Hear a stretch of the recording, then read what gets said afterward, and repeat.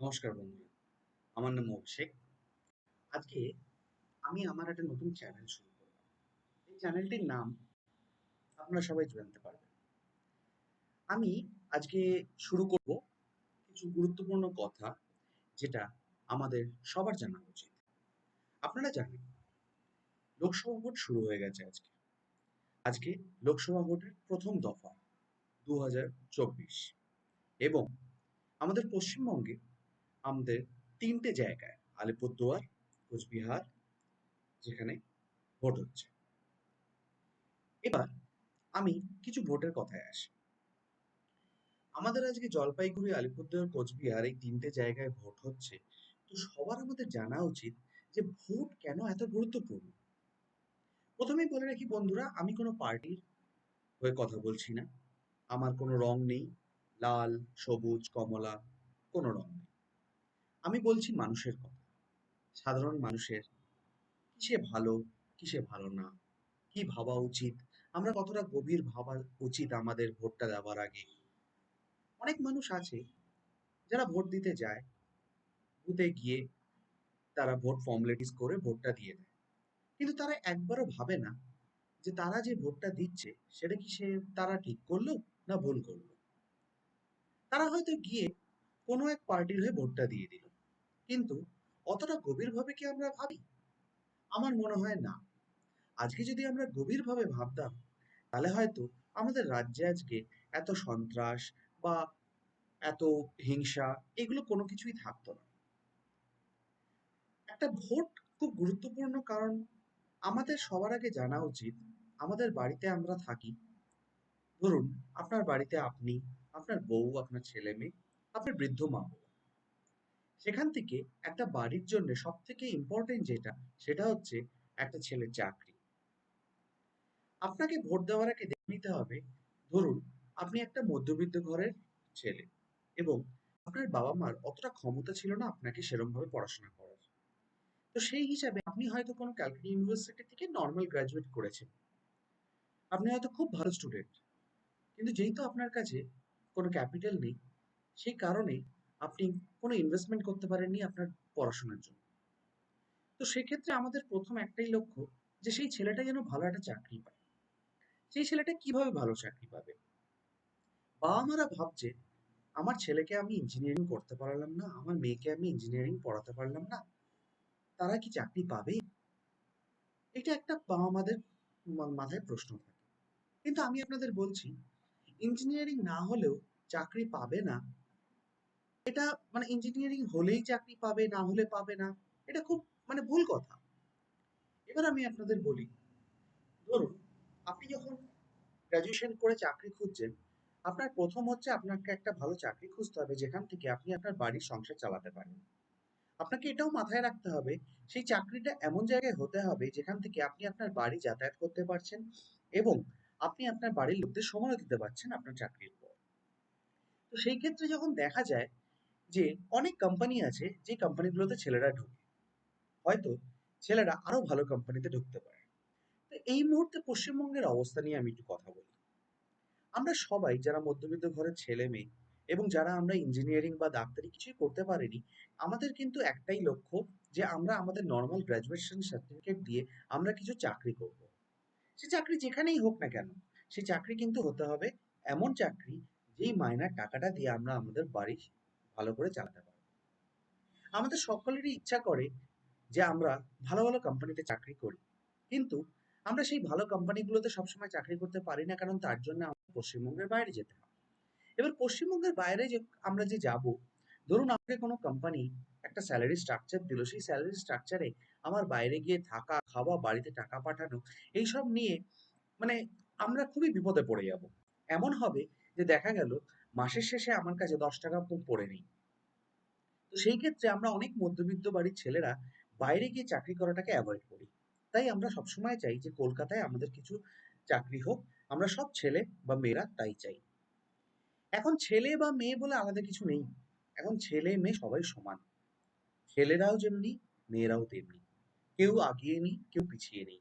দুজনেই এগিয়ে চলেছে। তো এবার আমি আপনাকে একটা কথা বলি। এই পশ্চিমবঙ্গে আজকে কোনো ইন্ডাস্ট্রি নেই এই পশ্চিমবঙ্গে আজকে সেরম ভাবে যে চাষের জমিগুলো আছে, সেই চাষিরা কিন্তু আজকে তাদের ইচ্ছা মতো ফসলটাকে বিক্রি করতে পারে না।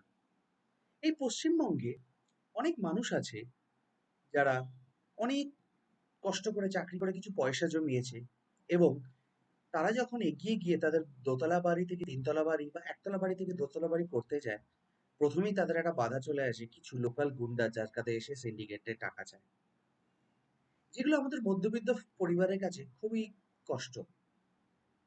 জিনিসটিকে আমাদের ভাবা উচিত, আমাদের বাড়ির মহিলারা, আমাদের গ্রামের আমাদের পশ্চিমবঙ্গে যত গ্রাম আছে সেখানকার আমাদের বোনেরা, মায়েরা, দিদিরা, তারা কি সম্পূর্ণ সেফ আছে? যদি সেফই থাকে, তাহলে কেন প্রত্যেকদিন আমাদের এরকম ঘটনা আমাদের খবরের চ্যানেলে দেখতে হচ্ছে? কেন দেখতে হচ্ছে যে কোনো মায়ের, কোনো বোনের, কোনো দিদির এত অপমান হচ্ছে? এগুলো তো ঠিক না। এগুলো কি ঠিক? আমার তো মনে হয় না। হয়তো আপনাদেরও মনে হবে না। এই জন্য চলুন না আমরা একটু ভেবে নিয়ে ভোটটা দিই। আমি বলছি না আপনাকে এরা ভালো না ওদের দিন, ওরা ভালো না এদের দিন। আপনাকে কিছু জিনিস মাথায় রাখতে হবে।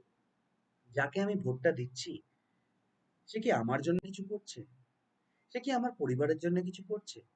সে কি আমার রাজ্যের জন্য কিছু করছে? সে কি আমার শহরের জন্য কিছু করছে? সে কি আমার দেশের জন্য কিছু করছে? এই কয়েকটা জিনিস যদি আপনি মাথায় রাখেন, তাহলেই আপনি বুঝতে পারবেন কোথায় গিয়ে কোন দলের বোতামটা টেপা উচিত।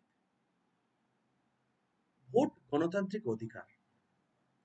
আজকে আমি কেউ না আপনাকে বলার যে এই পার্টিকে ভোট দিন বা ওই পার্টিকে ভোট দিন। এটা সম্পূর্ণ আপনাদের নিজস্ব ব্যক্তিগত ব্যাপার। আপনাদের যাকে পছন্দ হবে আপনারা তাতেই ভোট দেবেন। আমার যাকে পছন্দ হবে আমরা তাকেই ভোট দেব। কিন্তু আমাদের সকলের একটা জিনিস মাথায় রাখতে হবে। এই যে কিছু কথা আমি বললাম যে যাকে আমি ভোট দিচ্ছি সে কি আমার পরিবারের জন্য কোনো কাজে আসছে, আমার জন্য কোনো কাজে আসছে, আমার শহর, আমার রাজ্য, আমার দেশের জন্য কি কোনো কাজে আসছে, সেটা ভেবে যদি আমরা ভোটটা দিই, তাহলে হয়তো দেখবেন আমাদের দেশ আরো এগিয়ে যাবে। এখনো হয়তো কিছু লোক বলে আমাদের দেশ থেকে অন্য বিদেশি, ইউএসএ, ইউকে এরা অনেক উন্নত। কিন্তু আমরা কি কোনোভাবে কোনো ইনিশিয়েটিভ নিয়েছি আমাদের দেশকে এগোনোর? না, নিইনি। কারণ আমাদের সবসময় একটা ভাবনা আছে, আমারটা হয়ে গেলেই হবে।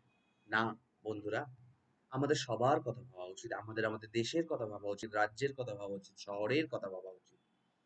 আমাদের ভাবা উচিত যে এমন কেউ আসুক, এমন কেউ আমাদের উপরে থাকুক যারা কিনা আমাদের জন্য কিছু করবে, যারা কিনা তাদের নিজের ঘর গুছাবে না, আমাদের ঘর গুছাবে, আমাদের শহর গুছাবে, আমাদের রাজ্যকে সাজিয়ে তুলবে, আমাদের দেশকে সাজিয়ে তুলবে। এই কিছু কথা আপনাদের মাথায় রেখে কিন্তু ভোটটা দিতে হবে। আজকে আপনারা তিনটে জায়গায়, আলিপুরদুয়ার, কোচবিহার, জলপাইগুড়িতে সবাই ভোট দিয়েছেন। নিজেদের নিজেদের পছন্দের মানুষকে আপনারা ভোট দিয়েছেন। তার জন্য আমি কৃতজ্ঞ জানাই আপনাদের। কিন্তু এই জিনিসগুলো কিন্তু মাথায় রাখবেন। যাকে আমি পছন্দ করলাম, সে কি আমায় পছন্দ করলো? সে কি আমায় ভাবলো আমার কথা? যদি এটা না হয়, ব্যথাটা কিন্তু লাগে। এই ব্যথাটা কিন্তু অত সহজে মেটে না। কারণ আজকে যাদের কথা শুনে, যাদের জন্য গিয়ে আমরা ভোটটা দিচ্ছি, আমাদের নিজস্ব কিছু ভাবনা না ভেবে, তারা কিন্তু কালকে দেখতে আসে না আমার ঘরে যদি চাল না থাকে। সেটা কিন্তু আমাকেই দেখতে হয়। তো আমার ঘরে যাতে সবসময় চাল থাকে, তার জন্য আমাকে এই জিনিসগুলো ভাবতে হবে যে কাকে ভোটটা দিলে আমি, আমার পরিবার, আমার শহর, আমার রাজ্য, আমার দেশ সুখে শান্তিতে সারা জীবন কাটাতে পারবো। বন্ধুগণ, এই ভিডিওটি আমি এখানেই শেষ করতে চলেছি। তবে যাবার আগে আপনাদের বলে যাই, আমি এরকম আরো ভিডিও আনবো বিভিন্ন বিভিন্ন টপিকে। আজকে শুরু করলাম রাজনীতি দিয়ে, যেহেতু আজকে লোকসভা ভোট শুরু হয়েছে। কিন্তু আমার এই ভিডিওগুলোতে আমার অনেক কিছু থাকবে, অনেক কিছু আলোচনা আমি করব অনেক রকম ধরনের কথা নিয়ে। ভালো থাকবেন।